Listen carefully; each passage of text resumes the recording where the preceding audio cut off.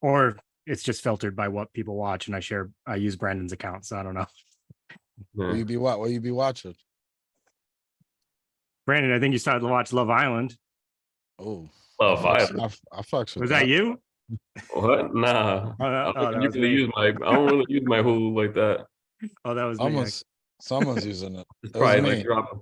It's like I looked at my shit the other day. It's like 50 people logged in. Yeah. What is this shit? Yeah. You gotta change the password. Soon. Change the password and then you'll have new friends hitting you up. Hey man. Yeah. Where you been? What's up, dude? Hulu? I'm just asking, but what happens with new password? Yeah, Hulu down or things okay? Well, I know it's hard out here for a lot of us, but shit. Oh man. Shit. All right, I'm gonna kick this shit off. You guys ready? Yeah, I thought we were already going, bro. Nah.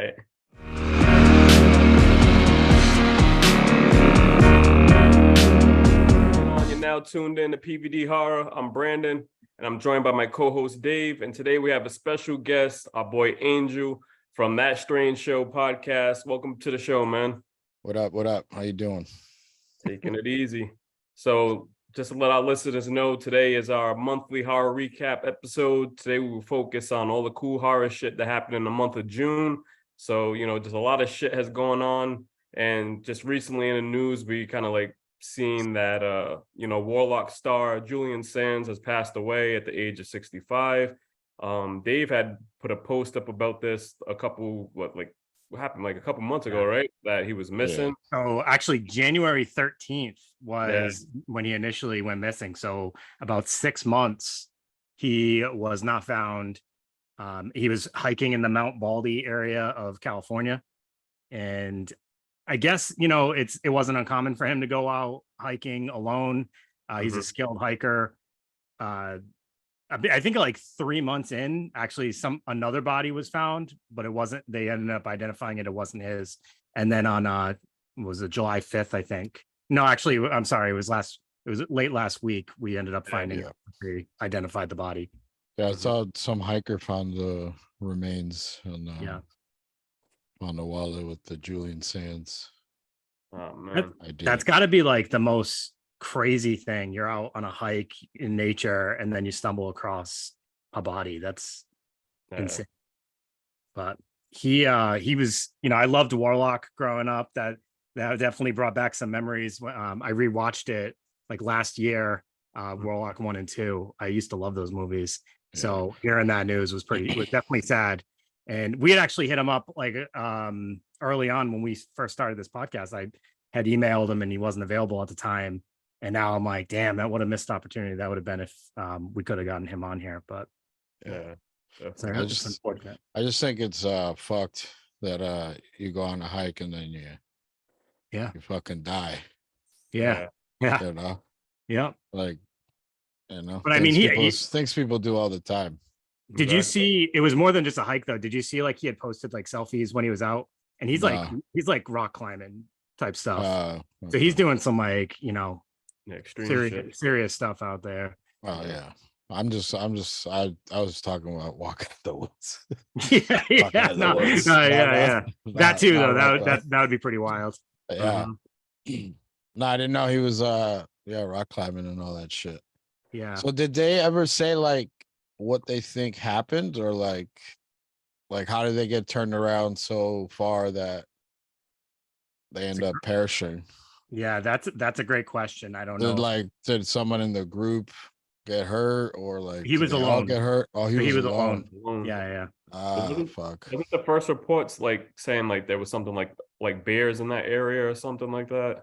Yeah, it's definitely like an area for more skilled hikers, I guess. So nature is metal, man.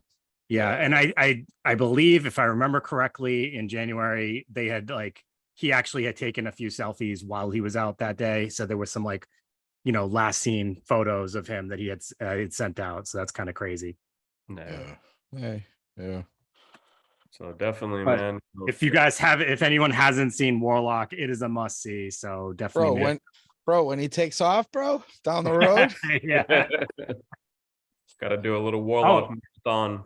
And that, yeah, what that opening scene isn't that's filmed in Plymouth Plantation, right? That's local. Yep. So definitely rest in peace to Rippies, definitely Rippies to Julian Sands for sure. Yeah. But to change the the direction of everything in this episode, let's go to some more positive things. Let's talk about some of our like events that we just wrapped up at Buttonwoods Brewery. We hosted our first trivia event with Sean Fitz, aka Fitzbag, over at Buttonwoods Brewery. It was a good turnout, really successful event. Dave, what did you think about that shit, man? That was like so much fun.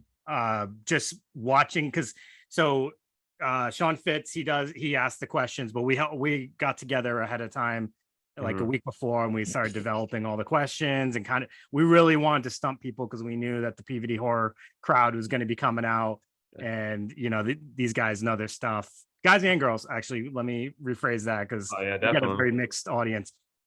Actually, individuals. Individual peoples. See, you already canceled, bro. Yeah, see, that was real quick. So yeah, no, it was a lot of fun, and we had an amazing turnout. So I couldn't have asked for a better time. So I always see you your stories and all that shit, and I'm always like, damn, I gotta make it out there. Yeah, definitely. We'd love to have you down, man.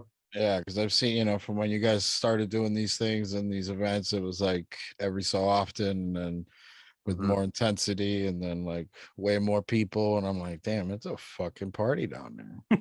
Yeah, man, it's getting crazy. Are you nice in trivia? Me? I'm all right. I've won a couple trivias here and there. Yeah. Yeah. I would love to see how you would do with some of the questions we asked, because we really tried to do our best, but we only know what we know, so it'd been interesting. That's true. To see. Yeah, that's true. I don't know. I'm hearing we got the best trivia in town, horror trivia in town. So oh shit, you can put that on a t-shirt. Definitely. So we also showed Spookies last month. That was a good turnout. A lot of people came out to rep that film. Big fans. Craziest fucking movie of all time. Doesn't make any fucking sense, man. But what do you think about that film, man? Angel? Oh, Spookies, fucks. You have fucks, bro. Fucks. I had to buy that Vinegar Syndrome joint that they put out. Just the artwork on it is insane. The special effects, everything on there. It's a fever dream captured on I don't know. Can we get Spookies fucks on a t-shirt as well? Let's do it. There we go. Let's do a collab. Yeah, I had to pull out the Joe Bob Briggs Spookies t-shirts for that event. So it was like the Spookies Phys Ed shirt that he actually wears like in the rap video for his album. So I had that up. So definitely shout out to Joe Bob Briggs. Also talk about Joe Bob Briggs in the month of June. We just celebrated the 90th anniversary of the drive-in theaters, and he just did like this cool video that kind of like showcased all the love to like horror drive-in theaters. It was invented back in 1933 in Camden, New Jersey, June 6th. So that's crazy, sitting there thinking about how many years of going to the drive-in, for celebrate the 90th anniversary. Have you guys gone this year yet to drive-in? I did. I went to when we last went on vacation a couple of weeks ago. Actually, we went to go see Elemental. Nice. Yeah, that was pretty good. Kids had a blast. Where'd you go? Which drive-in? I was at the Lake. It was in Lake George area, or Glens Falls, or whatever it's called. Oh, nice. Yeah.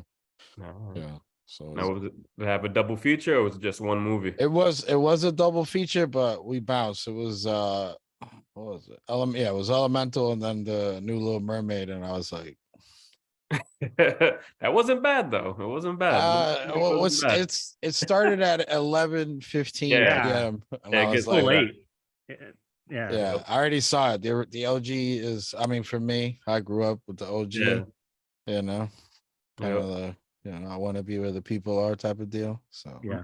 I'm sure we're gonna get a horror Little Mermaid soon, after Dude, Disney we fucks should. up on that. We should. To check out. Some sirens making the pirates crash against the rocks. Yeah. You're fucked. What about you, Dave? Have you gone yet? I haven't yet. I live around the corner from the drive-in, and I drive by all the time. And I'm like, oh, I want to go this weekend. I want to go. I just haven't done it yet. But there's some good ones coming out. Boogeyman was actually paired up with Indiana Jones. I was like, damn, I should have gone to see that. But now that Insidious is out, maybe that's one to catch in there.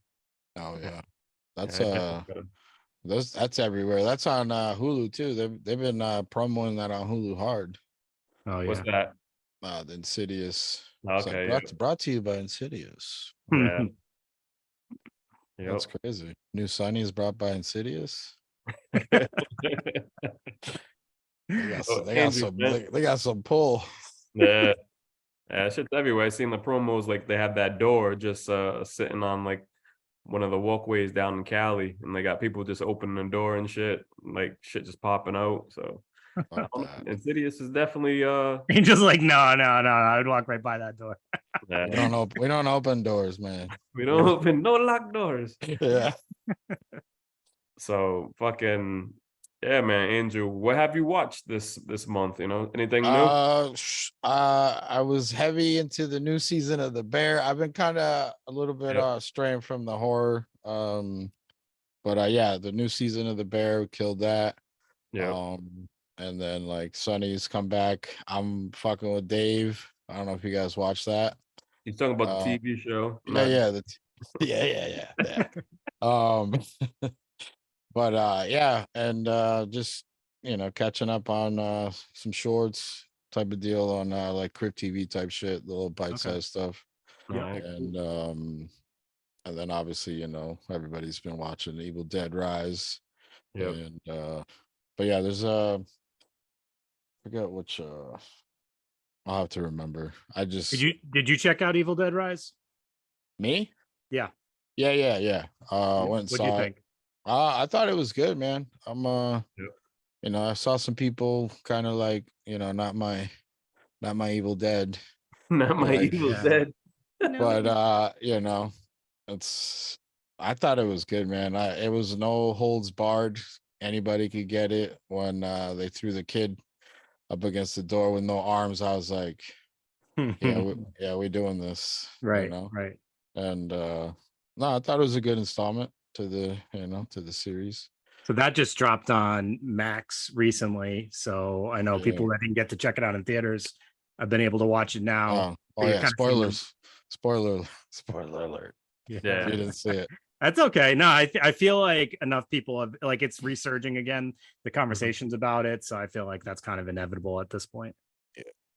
Yeah, and just for like all the Evil Dead fans that are looking for like all the Evil Dead film streaming, Max acquired all of the Evil Dead movies. So even if you want to watch Army of Darkness, they're all on there. Check it out. That's my favorite one. Army of Darkness. That's a fan favorite. I mean, I think it's really rated, but I think it's definitely a fan favorite because it's like it's not your ordinary Evil Dead film. Yeah. But, it is what it is. Some people have different opinions. Yeah, like people don't like Jason Takes Manhattan, and they're wrong. So exactly. And I don't even want to open that box up. You know where I'm gonna go with it. Fucking oh man. But yeah, man. No, that was good. And what was the other one I watched? I know it's dating a little bit back, but Smile, Barbarian, all those type of like that's good. It's I'm liking that there's options now. Before it was for a long time it was the superhero movie, which it has its place and it's fanfare and it's time, but like to actually be like, stacked, back to back with some good horror for a while now. It's cool. Like kind of like, and some of them, with the independent stuff, Terrifier 2, Skidamarink, like, being on the big screen, like, got to support that, and exactly. For sure. Yeah, I heard you brought up Crypt TV. So for everybody that doesn't know about Crypt TV, that's like a Blumhouse, like lower level, network that they had created a couple of years back. Yeah. And we had Bomani J. Story on last month, and he was the writer director of The Angry Black Girl and Her Monster. He had got his star on Crypt TV, so definitely shout out to Crypt TV and Bomani J. Story. The Angry Black Girl hit digital and VOD on July 5th. So if you haven't seen that, definitely check that out. So that's on my list, man. As soon as I saw that, and then researched a little bit on it, and then got to, because I dabble on my free time. I dabble in it's a little, it's the NFT world, the Web3 world. So I'm a part of a project called Block of Horror, and we were working with Crypt TV for like some of their scamps storylines and that kind of deal, and we're working on some like horror, like immersive horror audio podcasting that's should see the light of day at some point.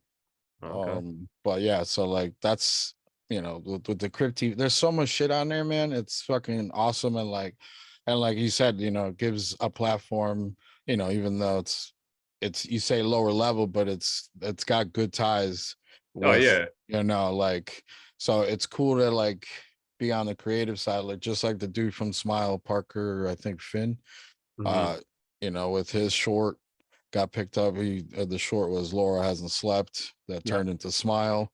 And then like, so it gives, like, you just got to do the work, get the connections, and put your shit out there. So like, that's kind of what, it's good to see people like that, kind of. So like I root for them, because like trying to do, I'm writing right now and trying to get some stuff logistically like set up to try to do a short soon.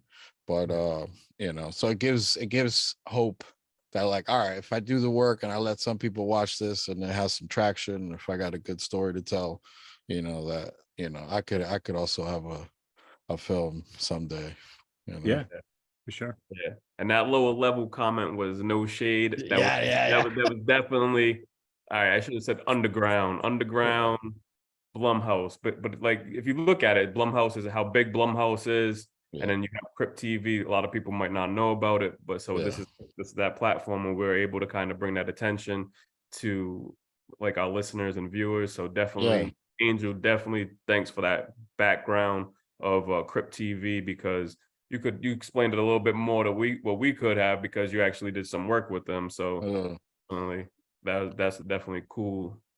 That's just like like comic books and everything. They have their own imprints and like separate houses, for one-off offshoots type of deal. So like, things like that, Alter, Crypt TV, Deform Lunchbox, like those are avenues, for independent creators to get their shit out there, because even if Blumhouse is as big as it is, it's still, it's a little smaller than the bigger major, production houses. So I would still consider it's kind of probably a fine line, but like, early Blumhouse, obviously independent, but I still feel like the kind of projects that they're mixing in, some of them it could be considered, high end independent type of stuff, And you just brought up that you've been doing a little bit of writing. So at this time in this episode, I just want to say shout out to the Writers Guild of America, on everybody down in LA and around the world on strike. A lot of our guests that have been on the show have been going strong. They've been posting a lot of stuff on Instagram. So I know that this is a fucking hard time and everything, because we have so much shit going on in the world right now with AI trying to take over all the studios, man. Like, as a writer, what the fuck, how do you feel about all that? See, the thing is, like, I'm not so much like against it. Like if you use it, again, it's like a razor's edge type of deal, because like I feel like with technology, like if you don't embrace certain aspects of it, you can be the old lady asking how to turn on the VCR, type of deal. Yeah. So like I feel like even if at least like on a superficial level, like you can ask it, like it has its purpose, you know what I mean? But if you are just blatantly using it to like cut like major corners, like that's where the downfall is. And like, because like you can use it, we've used it for, quick storyboard type of deals, like what can this look like, you know what I'm saying? Like I've made some like mock movie posters and that kind of deal, but I'm also like I can handle that stuff myself. So it's more of like, it's like a time saver. So like if I were to like actually like need some type of work, I have friends who are artists, and I have, designers that are friends that I would employ, before I use that as like a showing it to, the masses type of deal. You know what I mean? That's why like the new that Secret Invasion or whatever the fuck it's called got so much slack, because like, is that totally like 100% AI? That's like the general consensus right now, or is that like an artist doing the prompts and then like tweaking it and like all this? Because there's so many different ways to use it, you know what I mean, that like, you know it's but I can see, when someone like posts like, check out my art, you know what I mean? Like in the beginning, I was doing this like, it was kind of like a like a kind of like a joke type deal, where I was gonna do like this whole like Instagram thing where like I can call it like Mid Journey and and then like feed it prompts, and then like kind of like, tell it to make it. And once I was just like, whatever, it's a waste of time. So, but if you use it as a tool, like for time saving and like that kind of deal, but definitely hire your artist friends and write your own shit, but for marketing or like those kind of initiatives, like very useful tool, you know what I mean? For data like gathering type stuff for like hospitals, very useful tool, you know what I mean? Like it's a time saver, but I don't See, I think just that. worry about like small independent artists versus like when that gets in the hands of like the bigger agencies and artists like that. Because I mean, like we're even seeing in like the music world, there's like somebody released an AI Grimes song, and it's like you wouldn't even be able to tell. You could never tell. And like what's stopping more of that? I know they were talking about AI Drake and all that stuff. So like how do you compete when bigger names and bigger entities are going to start utilizing this stuff, and eventually everything's AI? I don't know.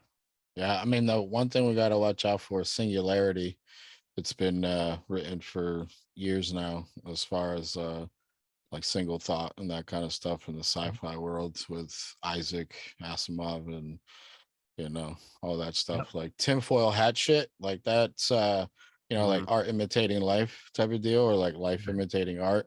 Like that goes hand in hand. I've never been one to like like shy away from shit. Like I'm always trying to learn things and like reverse engineer certain things, and like if there's a way for me to do it or learn it, and then if I never use it, and if you go, hey man, like I'm like, yeah, this is how you do it, it's like, but I think if you're careful, and like I said, it's just, it comes down to kind of ethics, you know what I mean? And that's like across the board type of deal. Like if you are but like the bigger corporations, I think like they have like art directors and art departments and that kind of deal. So like those people are already getting paid to so like if they use it as a tool, but the thing is like AI, this is the other, because like the other thing we're researching some of the stuff on that, like the AI stuff, like, yeah, you could be like, oh, draw me a Thundercat riding a unicorn, like, you know, with two dildos for a mohawk, you know what I mean? Like, but like you can also feed it like your artwork and tweak your artwork and like that kind of stuff. So like if you use it, like if you are using it to your advantage, you know what I mean? Like I don't see a problem with that. You know what I mean? Yeah, it's when we lose our creativity. I think that's when that's the downfall of man, right? When we're no longer being creative and like expanding our minds, and we're just using it to like, I want to see this, so make it. Yeah, Ice Cube said it. Ice Cube said it the best, man. Feed your brain, man. Yeah, exactly. You know?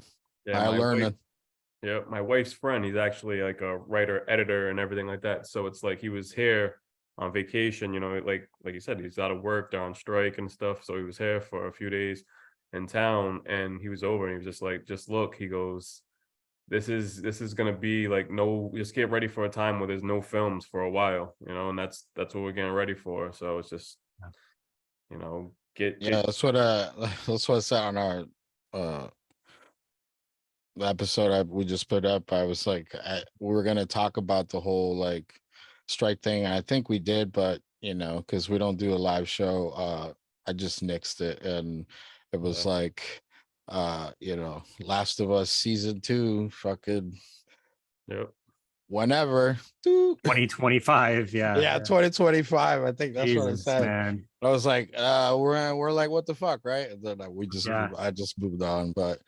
Yeah, it's a good thing that show's kind of new still. So like we heard that news and it's disappointing. But remember, like when we were in like season 3 of Walking Dead, people would have rioted if we heard we had to wait like 2 years for season 4 when it was like. What are they gonna? They're gonna have to do like a 20-year jump because for Stranger Things, because that's gonna be crazy. You know, like all those kids have beards. I think what's the name? Caleb is. Yeah, that's a grown up. He looks like Wesley Snipes right now.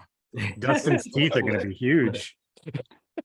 Yeah, it's crazy. But I think honestly, like some people were saying, hey, you know, like the wait for The Last of Us, that's not bad, because I don't think that should come out next year anyway, because that girl that's actually in The Last of Us, she's looks much younger than what she is. So in the game, for the sequel to the game, like there's an age jump from her character, and so there was talks about replacing her. And so, like, that was the whole thing. They were probably going to have to do that whole that little face recognition thing that they did with some of the kids that were in Stranger Things season 4. You know what I mean? So I think it kind of gives her time to develop and get a little bit older and kind of look and fit more into the role. So she's like 35, that girl. She's actually like 19. 19. She was like 14, like 13 or something. I believed you, man. I was like, wow, they got this little kid with a trucker mouth over here, but then I heard she was an adult. I was like, all right, it's all right. No, that was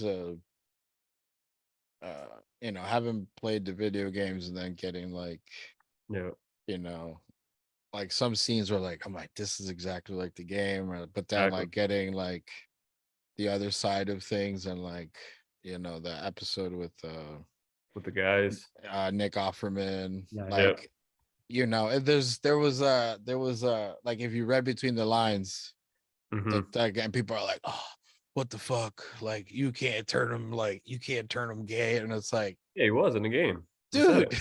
You didn't play the game, exactly. Like, you don't know the story, fuck off. But to like see that and like the time jump and everything, like you don't even give that a second thought. So like it's phenomenal writing, and you know, but I'm okay with waiting for, you know, for them instead of there's plenty of stuff we can watch in the meantime too. So watch the Bear if you haven't. All right. Plus, what was it? And Universal Horror Nights just announced that like the next one of the houses coming up in October is actually going to be themed after The Last of Us. So so definitely check out. You guys ever been to one of those things? Oh, Brandon just went. I had gone a few years ago. It was fucking crazy. Never been. Need to go back again. Did you do like the whole like waiting at the gate type deal, and like I got the fucking fast passes because one of the dudes that came on, one of the writers and directors of one of the movies, The Welder, he came on and we were talking about it, and he's like, when are you guys going? And I was like, yeah, I'm going. He's like, get the fast pass. I'm like, you sure? I'm like, that's like $1,000 more because I had to get a few tickets. You know what I mean? So I'm like, shit. And he goes, it's definitely worth it if you want to sit there and get on every ride. So I did it, and I got on. I went into like all 12 houses, and the lines there are fucking crazy. So if you don't get that fast pass, you're kind of just wasting your time. You went by, excuse me. Like my cousin's in the front right over there. Yeah, excuse me, coming through. Shit. Hey, Brandon, I just wanted to say shout out to Allison Starlock, who we had on the show. Yeah. I love watching her posts from the strike. It looks like they're having a blast out there. I think actually Jeffrey A. Reddick is out there too, right? Yeah. I've seen him post some stuff. I mean, at least it's nice to see, you know, they're out there striking, but they're making the best of it. And it looks like it's like a big hangout. So it's been cool to see them all representing out there though. Yeah, DJ Classics is out there too. Yeah. Yeah. So yeah, hopefully they get some resolve soon. But I don't know, man. It's gonna be a while. Yeah. But in other news, we have some news that Terrifier 3 is already set to get things going, and Screenbox has acquired the rights and kind of just the release of the worldwide the release of it and the streaming for their streaming platform. They just been killing it, you know, with the second film and then coming back with a part 3. What do you guys think about that? Are they coming back too fast, or like what's the deal? Nah, I think you gotta fucking go for it. You know what I mean? Like we met those the Fuzz on the Lens dudes a while back at I forget if it was either Rock and Shock or like Scaricon, one of those two, like when they were doing their independent film, like, you know, back then, even then, like I'm like, all right, these guys got some real chops to them. And then, you know, learning about Leone's, you know, special effects stuff, and then seeing Terrifier when it hit Netflix, and when we interviewed David, you know, before they blew the fuck up. It's been awesome to see their trajectory, like, you know, because people think like overnight, but it's been what, 10 years? Yeah. You know what I mean? So like that's, you know, that's my youngest. He's, you know, he's 10 years old. So like in his lifespan, whole kid. You know, it's a whole kid, you know what I mean? So like, you know, to see their trajectory. So like, you know, seeing the, you know, Netflix, so like that's highly successful, you know, like, you know, independent film, like to hit a major streaming platform like that, you know what I mean? And then like going back to Terrifier 2, you know, pandemic hit, all that shit, you know, the snags of that, and, you know, just continuing working and getting better at their craft, and, you know, being true to, you know, what they're trying to do, you know, to then having it be like, oh, we're getting a small, you know, small run in, you know, select theaters. And like it happened to be at, you know, the theater down the street from me, and I, you know, went and saw it, and I was just like, this is fucking awesome. Like I've talked to these dudes, and like this is crazy to see. And then for it to like, then when I saw New York Post was posting about it, and like all these major outlets, and like it was getting the treatment of like, oh, it's the scariest film, or like the goriest film, like, you know, it's making people pass out and throw up. I'm just like, yeah, they're gonna run away with this. And then, you know, $15 million for an independent film from dudes from Jersey, you know. And then you know, I saw they were even like rubbing elbows with Mike, you know, Mike Flanagan, phenomenal fucking, you know, dude. And, you know, and just having these, I'm like, all right, so there's some and then the Raimi thing, and I was just like, fucking get it, you know. Pete Davidson tie into, like, it's like fucking let's do Terrifier 3 right now. Exactly. You know? Now Terrifier 1 is set to like go back, like, well, to make its premiere on the big screen in the theaters too. So definitely, guys, keep your eyes peeled for that. That's going to be on the big screen. So if you want to go back and watch the original Terrifier, that'll be in the theater soon. But like, you know, like you said, man, that's definitely, you know, great for them because like they've been killing it for years. And like me and Dave, we met them years ago at Scarecon, and a few other places. So, you know, and David's been on the show too. So like we've been happy for them. Like we said, we caught with Dave, we talked with David back during the pandemic. And so like he was telling us all the plans for the movie. And then like when the movie dropped, I was like, dude, like you held up to everything you were talking about, how crazy this fucking movie was gonna be. So congratulations on that. And he was just like, I appreciate it. So they just been swamped. So it felt like that took forever for part 2 to come out from when he first started talking about it. So, you know, I think that while some people were like, fuck, like, you know, with like production, like I think they hunkered down and was like, this gives us more time to make this shit like fucking legitness, you know what I mean? And you know, and then went back and made shit, you know, bloodier, and you know, that bedroom scene is just like I don't know how you outdo that. And like that's the thing. It's like I don't know how you outdo Terrifier 2. With a bigger bag of money and more cameras and to get some crazy angles going on. and more people, you know, like that's the thing, like, you know, when people are like, oh, you know, it's like, no, give these people a fucking runway to do what they want to do on a bigger scale. And you know, because they definitely took horror to a next level with that shit. So like I was telling Dave before, I'm like, what the fuck's next? Like what can possibly happen? And so I mean, they saw the chick in half, like the you know, and then that has a bunch of gore in it and stuff like that. But then like the bedroom scene, you know, smash face, like all the shit, you know, like you know, and if they're rubbing, you know, elbows with Raimi, you know, they like the gore, they like the blood. Yeah, for sure. So, because I think there isn't didn't they only get I don't know about contracted, but like I thought I remember seeing something where he's gonna be heading something not Terrifier like related, but some other project. Yeah, streaming or stream. It's called Stream. No, there was something else with I don't know. Look it up. Yeah. Well, I see he's working on that other movie, Stream. Yeah. He's gonna be a part of that. Yeah, that's that was during the pandemic too. That their crowdfunder, all that stuff.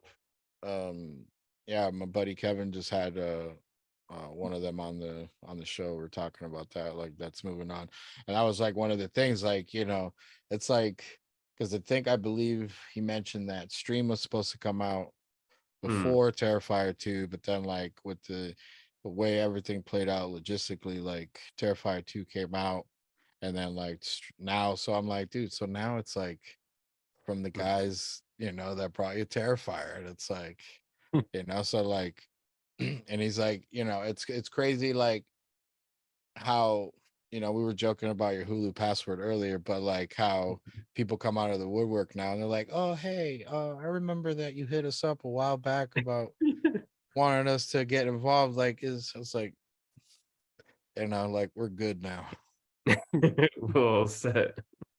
You know, so, but that's a good problem to have, you know, when you're trying to be creative. Oh, for sure. No, definitely. All right, so now let's take this to the big screen. You want to talk about the Boogeyman, Dave? Like, because I had gone seen it. Have you seen Angel? Have you seen the Boogeyman? I have not, but yeah, let's hear.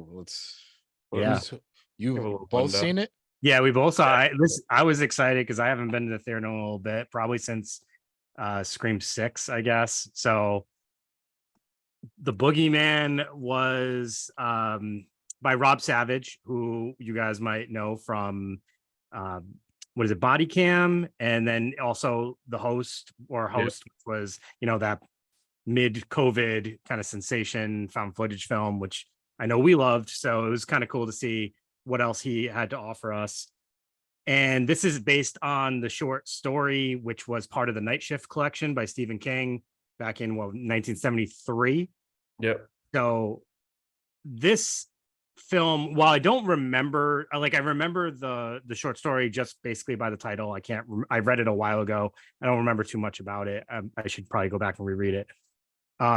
This film is really fun. Like, I actually no. Let me rephrase that. It wasn't fun at all. It was actually kind of dreadful, but it was good. Like, I had me like captivated the whole time. Like, I constantly was just like wanting to know what was going to happen next.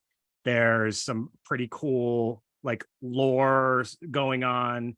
But basically the film just kind of has to do with grief and like repressed emotions and stuff like that, and how they kind of like haunt you. And in this one, you're haunted by a boogeyman. I thought it was cool. I enjoyed it a lot. It was about 2 hours, I think. I can't remember the exact runtime. But it went by pretty fast for me. I didn't check my clock once. So I enjoyed the hell out of it. I definitely would suggest people should check it out. I didn't hear too many people talking about it, so I don't really know what the general consensus was. Yeah, because I think so with you going to see it now, it's like on its last leg in the theater, Yeah. you know, on its way out. But I had seen it like when it first came out, and so like there was a lot of backlash on it, you know, with it not like living up to like some of the Stephen King films that were like turned into the films. So that's the thing. I think that's what's going to always be the issue. It's always not going to be like it's not going to be like, you know, Pennywise is not in this story, so it's not for everyone. It's also a PG-13 film. Yeah. And so did you feel that like took away from the film? Like the fact, because when I saw I don't think it did. I was like, but then when I was watching the film, I didn't really even think about it. Like, I didn't feel like it would have added much more other than like maybe gore. Yeah, I don't think it didn't take anything away, because you got to look at it too. It's like the daughters in this film are at a younger age, you know what I mean? Yeah. So I don't think that it was like, you know, they're not like older, like in their 20s or in their 30s and stuff like that. So I think it kind of like fell right in place. It wasn't bad though, but I had gone to like one of the late night shows. I think it started probably around like 10 o'clock. Me and the kids had gone. So like you said, it didn't really drag as much. It had a good jump scares and stuff like that. So I think that definitely kept everybody entertained. And then like even after the film, like my kids were like, "Oh, it wasn't bad." You know, it's just one of those films where it was just like, all right, it was a decent watch. But would you watch it again? I'll watch it one more time probably. What time? I think I will, because like after you watched it, you had said like, oh, that could be a cool one for us to dissect for a horror psych episode, talking about like grief and stuff like that. And I definitely like throughout the film was kind of like thinking like, oh yeah, I could definitely see this. There's a lot to it. I definitely think I would watch it at least one more time. I think everybody like glorifies Stephen King films, like Stephen King adaptations, because of the ones that stand out, but they also forget that not every Stephen King adaptation has been great. Like there's some trash ones too that have come out. So I just feel like there's always that unrealistic expectation. Like, we always obviously want a good adaptation, but they're not all going to be winners, and they're not all going to be for you. But this, I don't know. It was, the other thing about it was like, it was PG-13, and I kind of thought about this throughout the film. Like, the language was kind of light, and I was like they didn't, like every other word wasn't a swear and stuff like that, which like it feels like every film is super heavy on these days. So I was like, this is actually a film that would also like be something you could take younger kids to, if they can deal with like some of the themes in it, and they might actually enjoy it. So it's like one you can probably watch with, like, there was some kids, younger kids in the theater, and I didn't feel like super uncomfortable that there was like a kid sitting next to me while I'm watching this film. So that was kind of all right. So you getting this kid? yeah. Understanding what's going on right now. He's like, stop talking to me. It's the boogeyman right here. That one. Like, Dad, this creepy guy was bothering me. That's the boogeyman. But that one was on my radar when it first, like, and then like the trailer seemed super creepy. But then I totally forgot about it. Like you said, no one was talking about it, and then like, but I did hear some of the like, it didn't live up to the hype, And that's the thing, like sometimes like you know, like doing a podcast, horror podcast, whatever the fuck you want to call it, like, you know, sometimes you have to like look into shit and like, but like there's times where I'm just like, I don't want to know shit about it. Yes. You know what I mean? And Exactly. like just fucking I go in dry.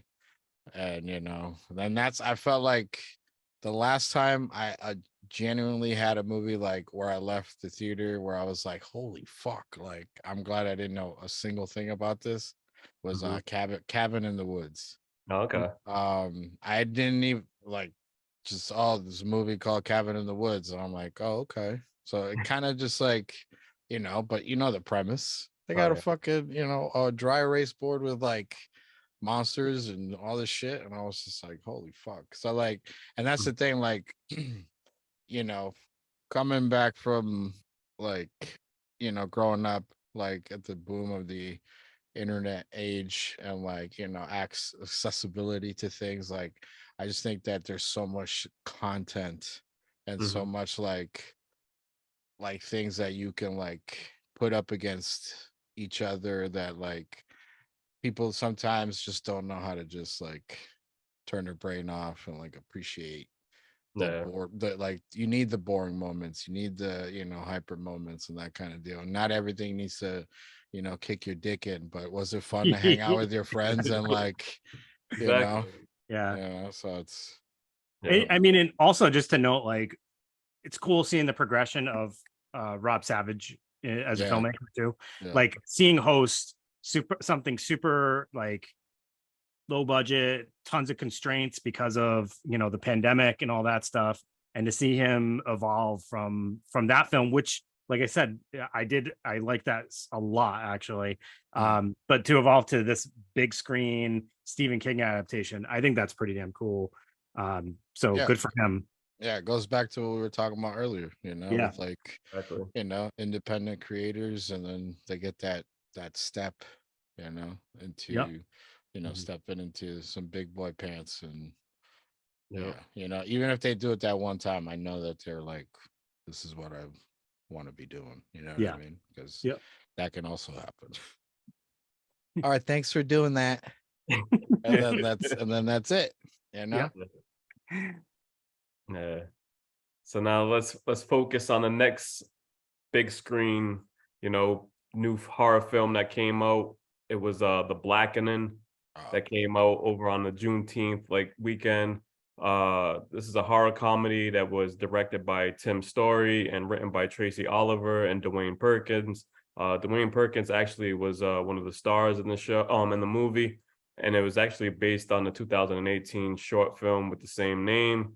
The film follows like a Black American group of friends staying at a cabin in the woods where they are targeted by mass killers during Juneteenth.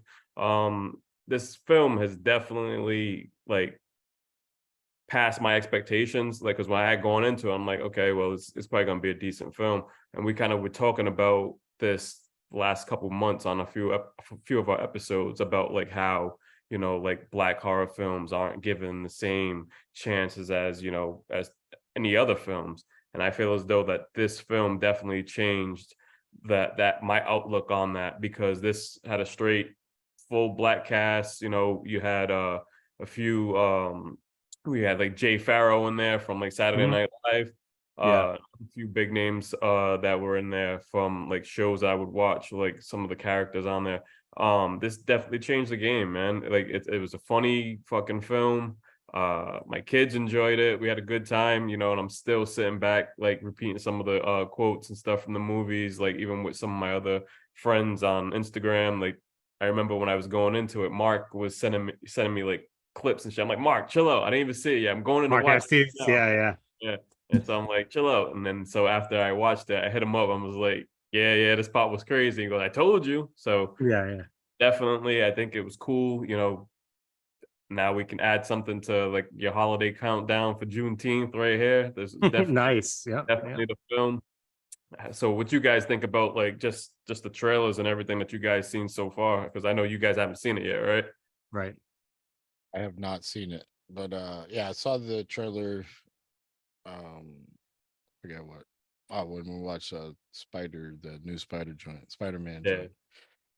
joint. But yeah, I was like, because I like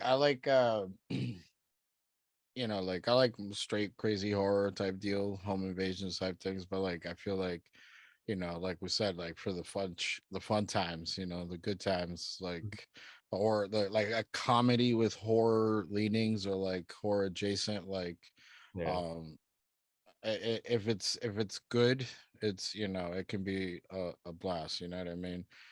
Even what's the one with Marlon Wayans, the newest one that he did. What was it? The Haunted House. Yeah. Yeah. That was like, Yeah. you know, was chill.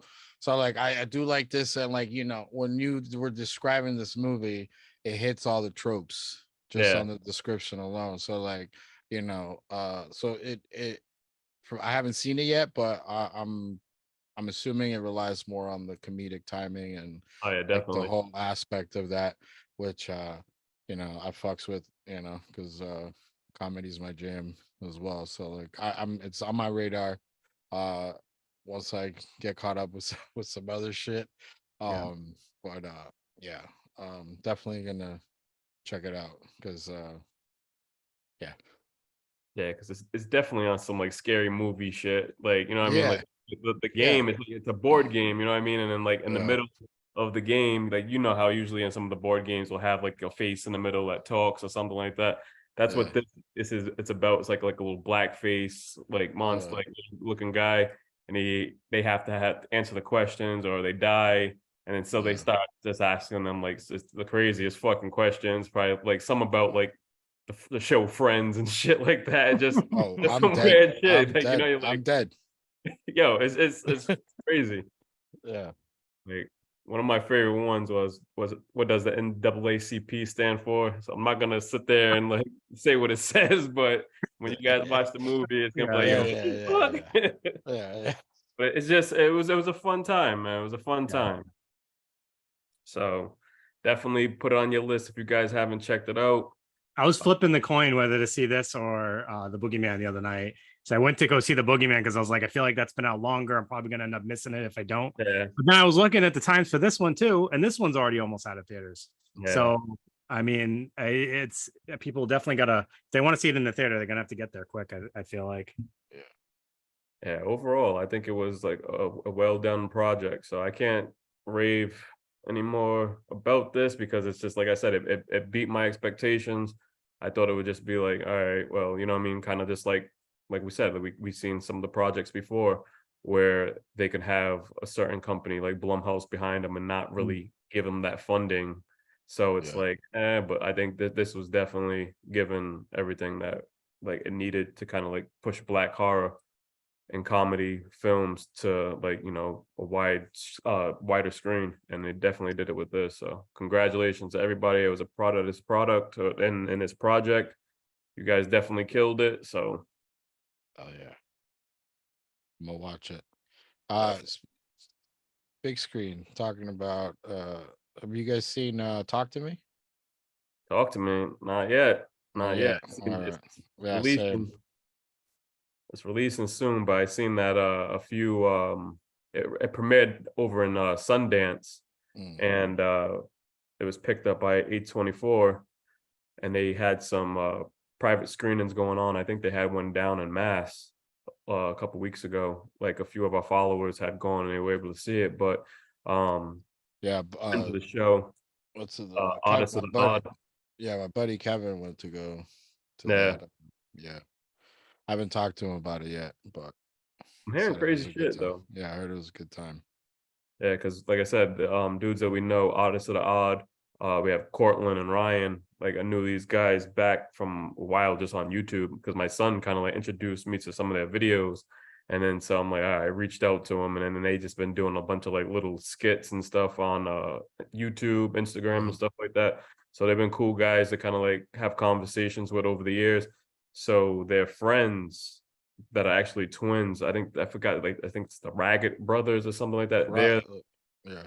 yeah, they're the creators of this film, and so they're from Australia, and so just seeing like them all going through this whole thing of like congratulating each other and just kind of like having their film picked up, because I don't think they thought that this was what it was going to be.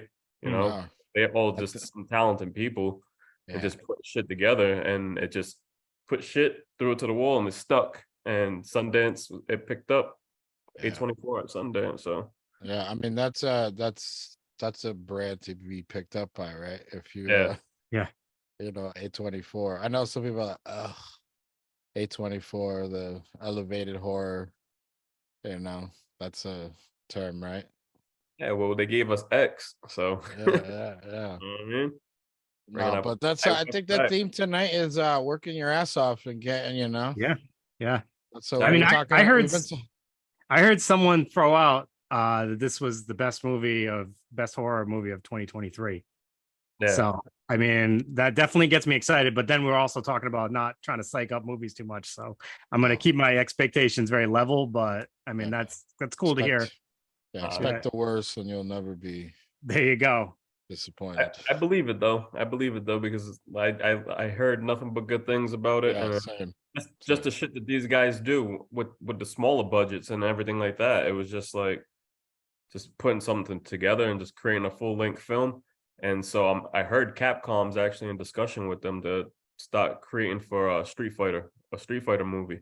What? So yeah, because these guys, if you look at their pages, they make like fucking like Dragon Ball Z fucking type shit, like crossover shits, and the detail that they put into this shit. Yeah. Did you see the Artist of the Odd?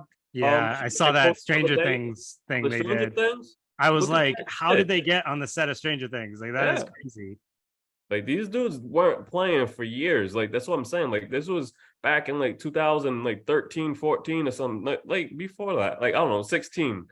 Like around when that horror Brightburn came out, you know, with the Superman kid, they had like a little short about that. I remember that. They were like blowing up or something in the apartment. And then they have like a whole fucking Nerf movie, like little short film they made. Well, like how if the Nerf guns like were like accidentally swapped and with like bullets and shit, like shooting up kids in the park. I'm like, yo.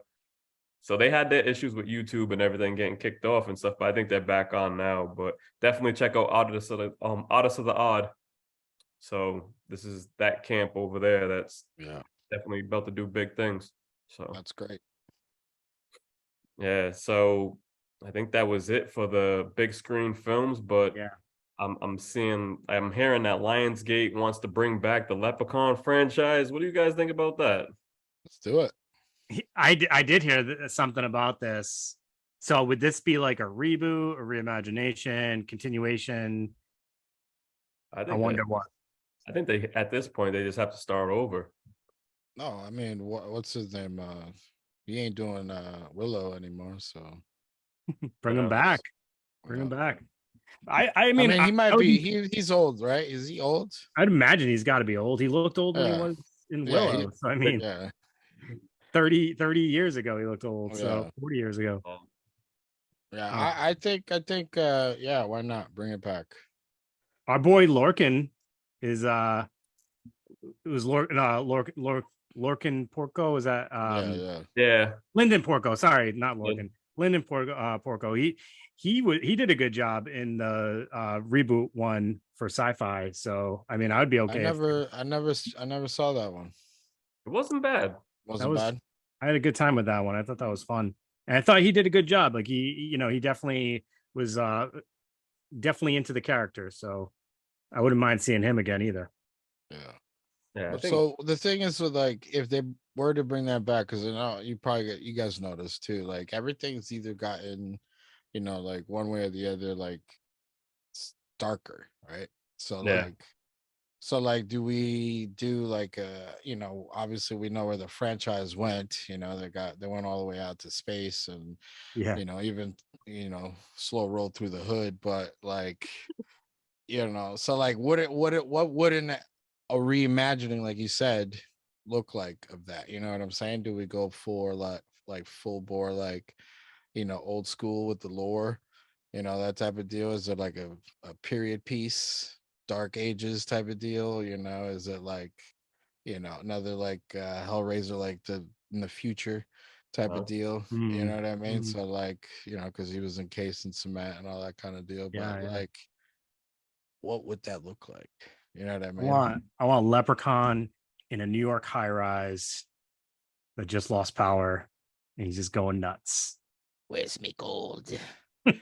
Where's me gold? It's in a hole in the parking lot of the high rise.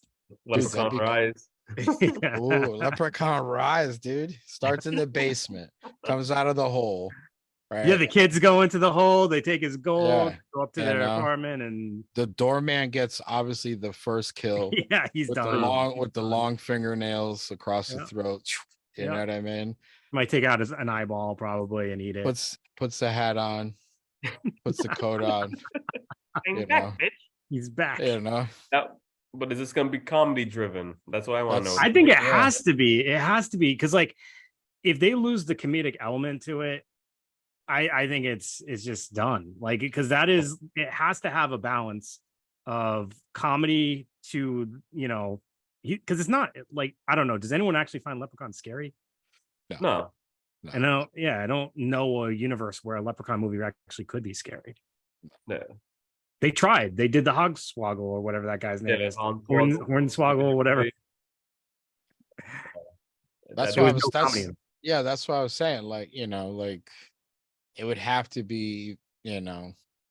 But see, then, but is it suffering? Is your thought suffering from comparison?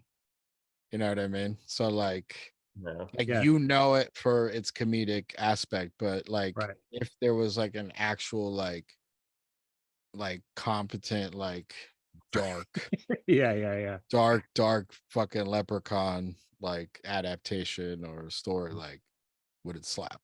Maybe if they just make it brutal. Maybe if you know what I'm saying, like a horde, like some sort of like crazy thing, like we get deep in the lore of because like what if it wasn't just one leprechaun? Because I mean, aren't leprechauns I think are usually found alone, but they're all like mean little buggers. So so like, you know what I mean, like a war of like the leprechauns or something like that, like some epic shit, you know what I mean? I think bring it back to Ireland too. We don't need it in the States. Bring it to Ireland, make it look authentic and have some real lore behind it and stuff. I don't know. I don't know. I'm all in for it. So but you know what we're gonna get, right? You know. We know. You know. Just talking about remakes and like shit brought back. We were just talking about this earlier, Dave. You had brought up that you just seen the Children of the Corn movie, and I just recently watched that with my kids. Did you see that yet? The new Children of the Corn? No, I haven't seen a corny children of corny children fucking forever ago.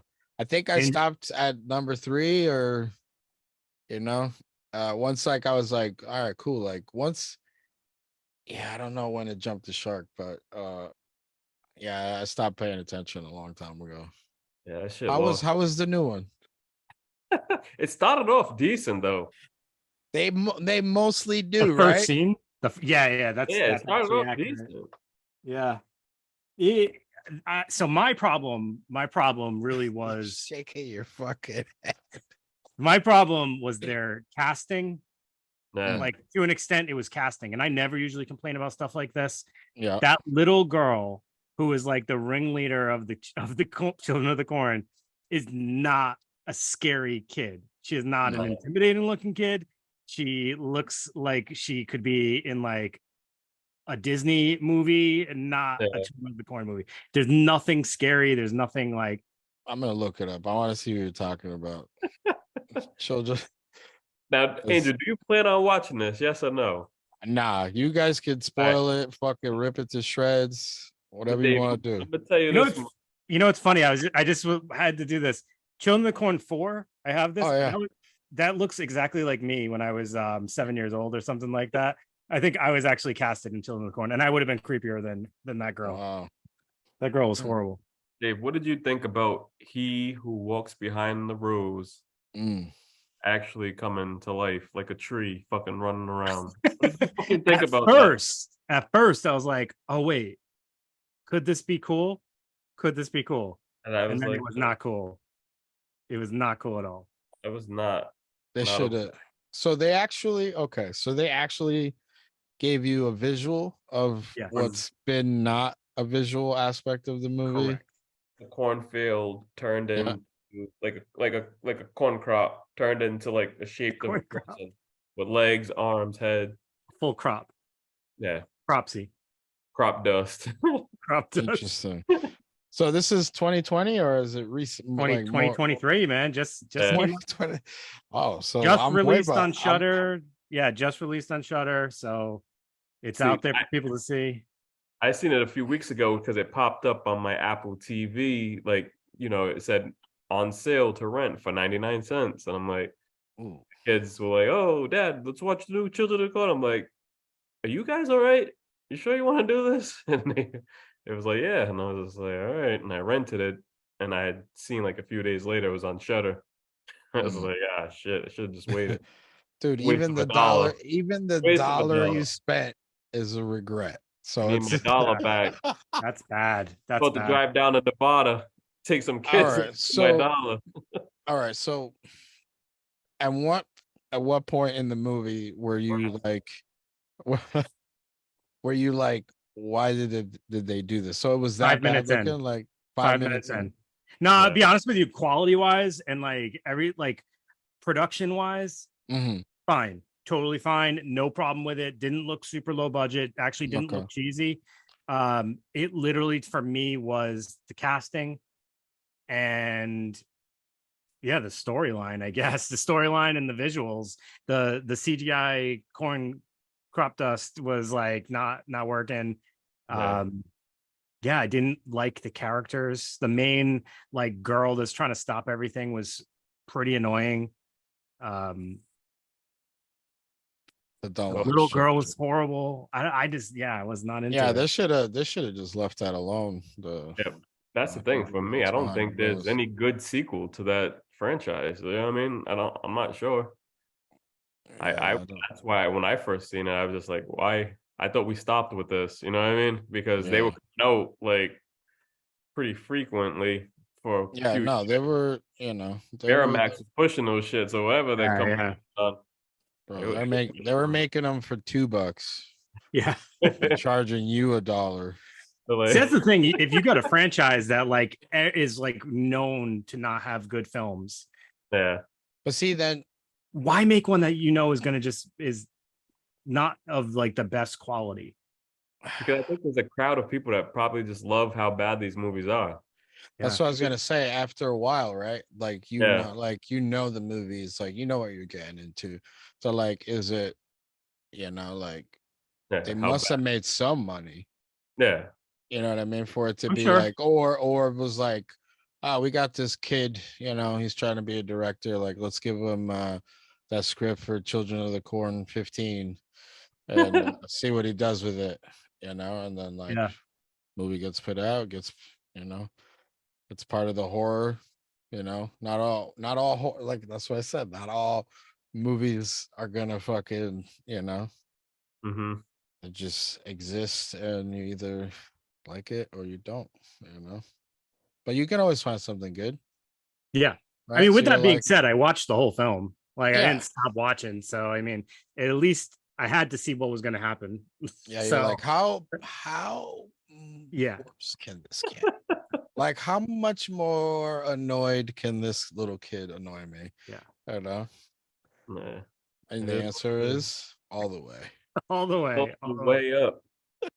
No, so there was a scene early on, and I think if they went more this route, it was like they should have gone more mean-spirited with the kids, because I think that's the whole thing about Children of the Corn that makes the whole premise creepy is like the kids are super mean-spirited. This girl just didn't look mean-spirited, and that like she couldn't play that character for me. But like there was a scene early on where all the kids are like playing this game, and what was it, like a water tower, Brandon, and they had like a plank, and they're making one of the kids walk the plank, and basically they're gonna kill this little kid in a game.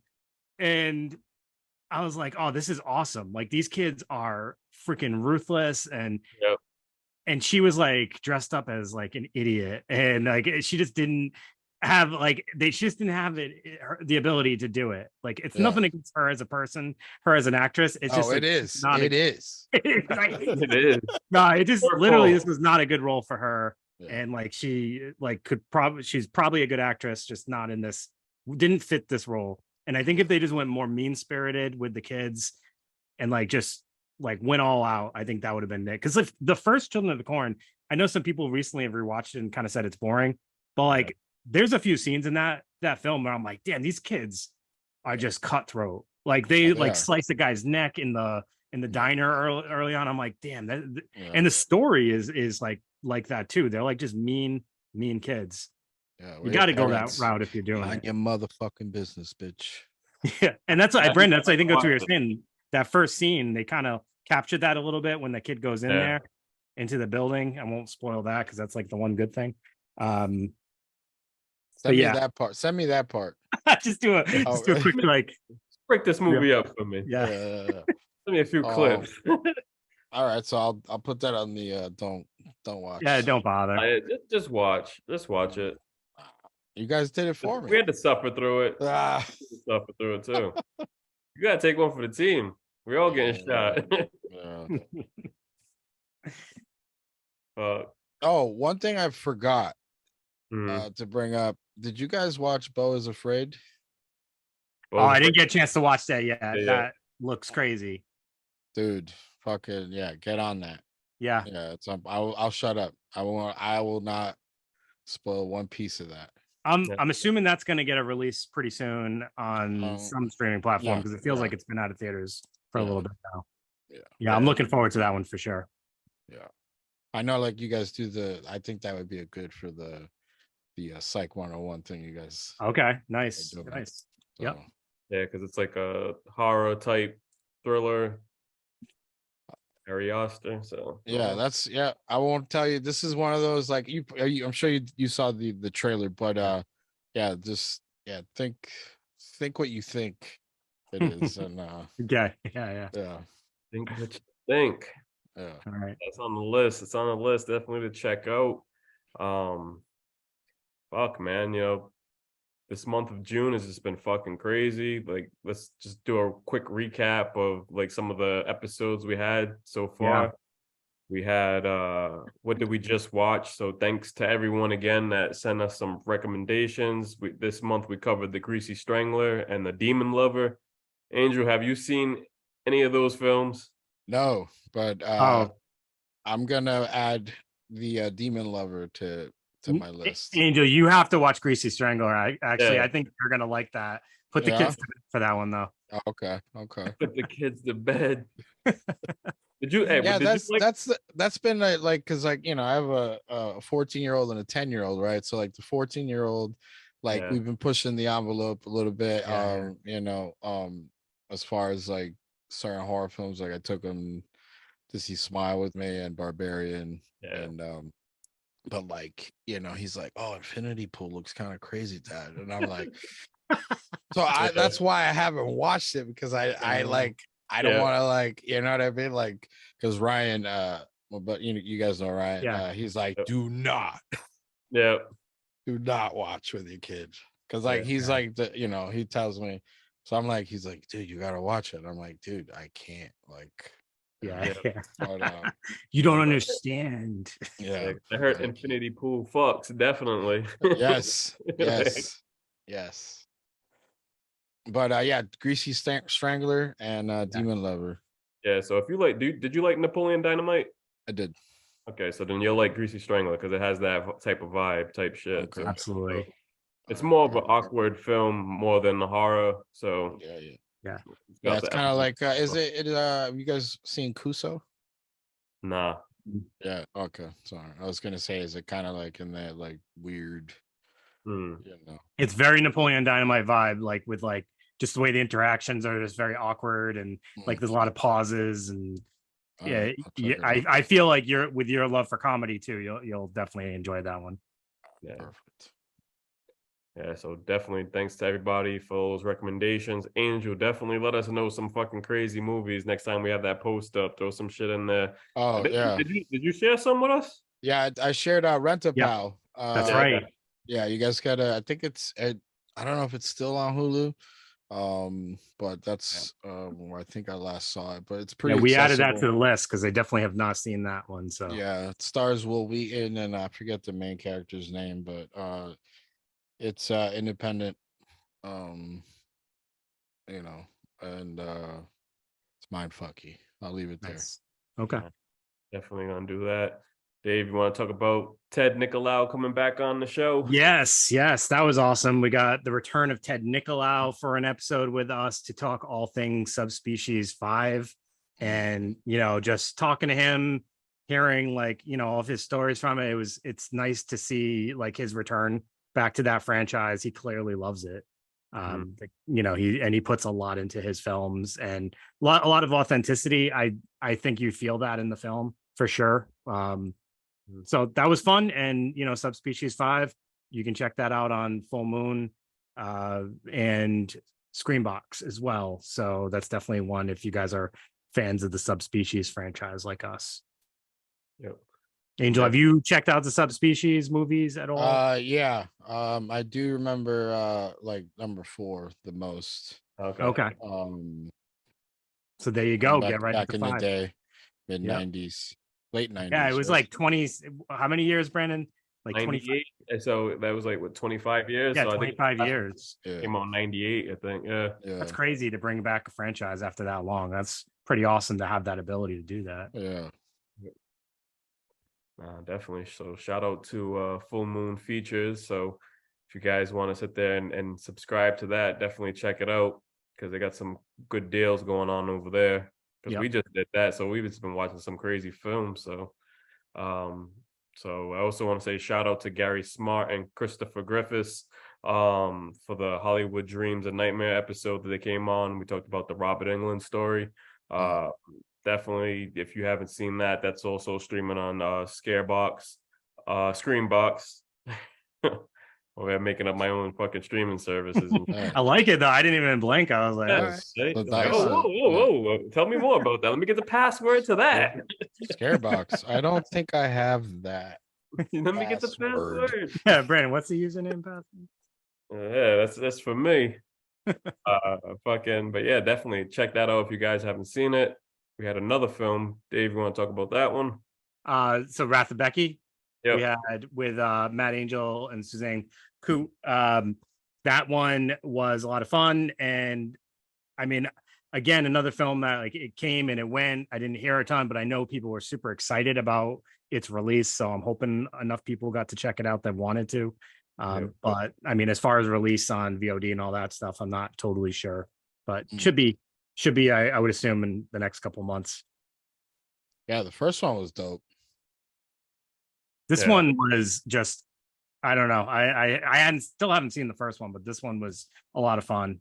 Just a cool like revenge, kind of like turn your brain off, like you had said earlier. Kind of just turn your brain off and have a good time. Go with it. Yeah. So she made a fucking bow and arrow out of a broken ruler and some fucking pencils. Oh, you haven't seen the first one? No, that's all right. I like it. It's a great idea. It's innovative. You can actually rent it now. It's on VOD. You can buy it too for $12.99. Okay. Yeah, it's on everything. Yeah, definitely worth checking out. And another one. So I can't say too much about this one because this was shared to us, but we were able to check out a short film by Psycho Silico. I think I'm saying that right.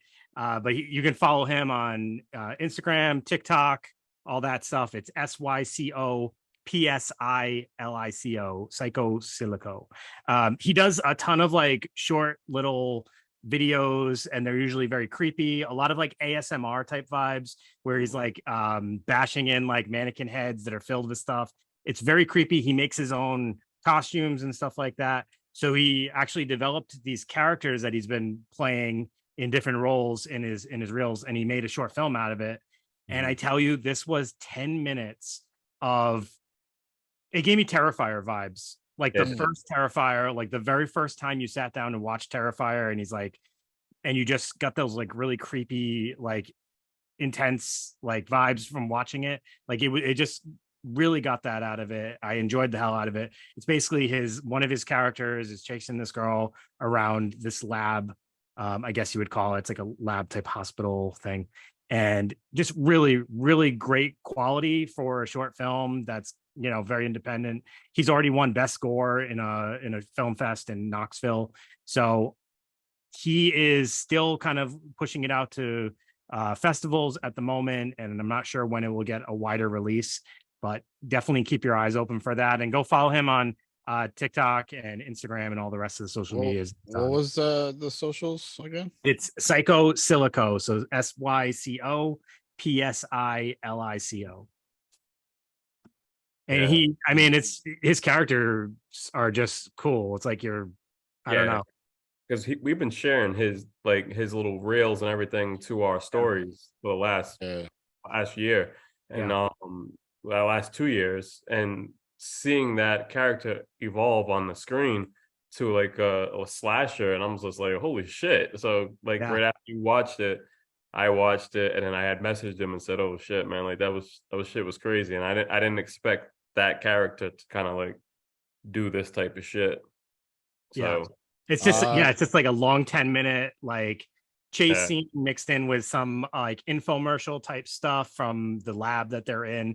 It's just really cool, really creepy, and I am really excited to see what else he's gonna bring us. I'm looking at I like it's the visual. It's so striking, very striking. Absolutely. So imagine that, like you just watching those clips, and then you just seeing that turn into something like Terrifier for 10 minutes. I would watch this. So definitely a shout out to him. Another thing of pushing. Exactly. I love it's a great time for, you know, indie filmmakers or people that just want to get involved. Like the outlets are there. You have so many ways to get into it, so many ways to develop yourself and your ideas. So it's all about, it's like, when we messaged him after he let us watch it, he's like, I did not think it was going to I didn't think I was going to be able to do this. And just seeing the response to it was amazing. So, shout out to him and everyone else doing the same type of stuff, just making the content that they want. So you gotta take that shot, take that opportunity. So might not think it's going to turn into something, but it is what it is. It's like the same thing with us, all three of us. You take that chance, each platform that we created. So we didn't think that we would all be here. We all met each other doing this shit from just grinding. Yeah. And that's the thing, like, we've taken a little bit of a step back on it, but it's been, like I said again, like seeing you guys, growing and really honing your shit and, getting down to the nitty gritty and like your craft and, like I said, you're growing up and, and, getting after it. So it's good. It's good. Oh, it all comes full circle too, because like I remember early on when we were doing this, kind of listening to the Strange Show, and I was like messaging you guys once in a while, like, I like chiming in, like just kind of hearing like seeing guys that like we could relate to, or not just guys actually. I guys and girls. Sorry everyone. But like just seeing people doing the things that we would love to do, and not always be like cutthroat with each other too is cool. No, that's the thing. Like everybody is, I don't know. Sometimes I like to stay away from drama as much as I can. So like, but yeah, no, some people think that like, that's like a famine thing. And like, bro, like there's like, it's a whole wide world out here. Like you could like share and like, and like back each other up without like, you're not going to lose out on anything. Like, like just because like some people like, what you do, like doesn't mean that they're not going to like what I'm doing, or like, like it's like chill. How many people only listen or watch one thing? Nobody. Yeah. So there's definitely room for multiple content creators and personalities and all that. And that's the thing, like, and you've seen it, right? So like there's people, because it's, when I say it's a big wide world, it's also small at the same time because of all the connectivity. Yeah. You know what I mean? So you could see like, over the years, people fall off or like true colors start showing up, and like me, I'm in the cut, like, cause like I don't do drama. So like, so like I'm like, all right, fuck it. You know what I mean? Do you think? Like it is what it is. I'm not gonna lose sleep over it. But like then there's genuine people like you guys, dudes from Guts, like they're like, and they're all the way over there, you know what I mean? So it's like, checking in every once in a while, is always it's always good, and like, pushing and big up and everybody. Yeah, Is like me and Zeno, we talk every day. You know what I mean? We yeah, send each other memes and shit. Like, yeah, dude, you stay memeing, bro. I gotta do it. So it's Yeah. like we said that, like I said, they came down from Texas for to Salem for October. Yeah, I was trying to get out there because I was talking to them, and it just didn't line up, man. It's fucking. And that's the thing is we all just have to sit there and do something together, try to like figure something out. Yeah. Get it all going. So because that's what it like years ago. You know what I mean? It was Guts, that strange show, PVD. You know what I mean? And it's still there. Like that's the No, fan. and that's the thing. Like, you guys have always been awesome to us, and you guys are stand-up dudes. I mean, you guys even met my kids. You know what I mean? So like, and that's the thing. We still got to get Ryan and Mandy on here. Yes. We ran into them in October at Monster Expo.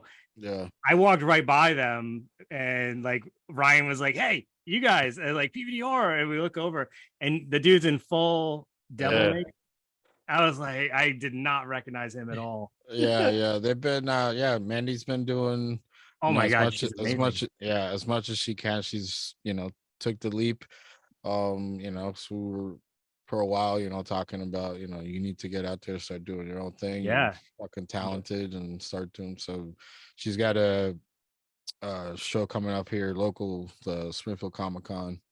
So she's doing she's heading up like the cosplay stuff that they're doing. But yeah, no, big ups to her, and Ryan is her model. And, yeah. No, it's criminal if people don't check out her work, because she's been doing this for a while. I mean, just from our, like, I'm sure ages before we even knew who she was doing this, but like, she is so freaking good. So definitely people need to check out her cosplay work, or makeup work, and all that stuff. Yeah, just look her up on Instagram, Mandy Strange FX, Mandy.StrangeFX. Yeah. But you guys see Ryan as a devil. That's the other thing. Yeah. I think she dressed him up one time as like the zombie Easter bunny or some shit. It was awesome. Fucking cool. Yeah, man. So now, Angel Man, plug in all your info, what you got coming up, so the people can kind of reach talk to you, follow you, interact, stalk you, barbecue. Yeah. Just you can follow That Strange Show. We were pretty consistent in the beginning. Then pandemic kind of happened, and other things started happening, and so now we're kind of more of a relaxed schedule. So like episodes come out, not as consistent as they were, but I just put one up for Evil Dead Rise, and we got one coming for Beau is Afraid at some point. But check out the page. You can follow me on at Chaos Manus for my personal stuff. Just working, and if you're into like sci-fi kind of leanings more, it's not as like horror, but I've been working with creative team for Flovitar. You can look it up on YouTube. It's Flovitar, A Dust Odyssey. We got 20 episodes slated to come out. We're up to episode 7. It's kind of like an immersive sci-fi podcast type of deal with tying in the Web3 NFT space, but we're kind of expanding a little, because that's what was the at its inception, it was through the NFT world type of deal. But yeah, you can check that out on YouTube, and yeah, at some point, hopefully, some short films. Me and Ryan and the team. Awesome. But, awesome. Yeah. All right. So yeah, that wraps up our June recap. So thank you, Angel, so much, man. This was great. Thanks for doing this kind of short. Yeah, short I think we were supposed to talk about Nope. Yeah, that's it. We were waiting for Dave to see it. Whoops. Then Hey guys, I saw it now, so we can watch it. We can do that. Right? Okay. Yeah. I think that's what the audience wants to hear. No. Our thoughts on Nope. So I remember they like, yo, let's talk about Nope. I was like, fuck yeah. And then I was like, yo, what's up? Dave as what? And I think I even hit you up. I was like, watch the fucking movie. Watch the movie, motherfucker. All right. Well, yeah. So, I mean, this was a long time coming, having you come back. Yeah. Glad to have you here, man. Glad you're doing well. Man. Yeah. And it's so cool to hear that you're delving into so many different projects and staying busy. So good for you for doing that, man. Because you know I need it. I need it. Exactly. For the mentals. Yeah, for sure. My brain's always going 100 miles an hour, and I don't know how to apply the brakes. Yeah, I think that's a common thing for a lot of people that, you know, like that do stuff like this, or just that are creators.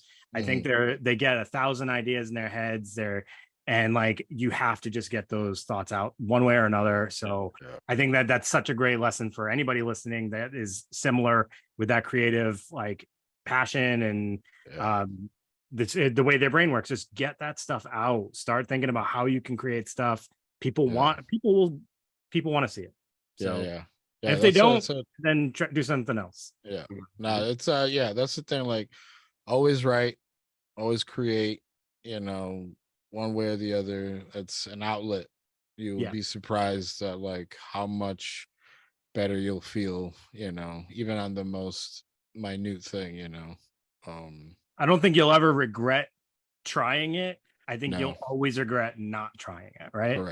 Correct. So even because we were talking about, sorry, I know we're trying to wrap up. That's all right. But like accessibility, right? So like now, like, you know, you can get, it's still, you know, expensive, but like it's more accessible. So like, you know, you can get the cinematic cameras with the old school lenses and stuff like that. Like, it's taken me a while to amass all that stuff, but like I got my A cam, I got B cam, I got my things. But it's taken me, you know, a couple years to get everything together. I just got my field recorder so I can get fucking good audio, because like I wasn't going to shoot anything with dog shit audio. Yeah. You know what I mean? And like next step is to, you know, upgrade my MacBooks that, you know, because I've tried to do stuff, you know, like from like testing and like stuff here, but like, you know, so now I'm budgeting towards getting a better editing station so I can handle, you know, the renders that I want to do. Because like, you know, so with at your pace and in your lane, you'll get shit done. You know what I mean? So it's just keep the eye on it. Perfect. All right. It's great. I'm glad we were able to wrap up with a little motivational topic right there. So that's perfect. Good job, Angel. All right, everybody. Thank you for tuning in to PVD Horror. We hope you enjoyed our monthly recap of June. We'll be back next week. We'll see you then. Have a good night. Peace. All right.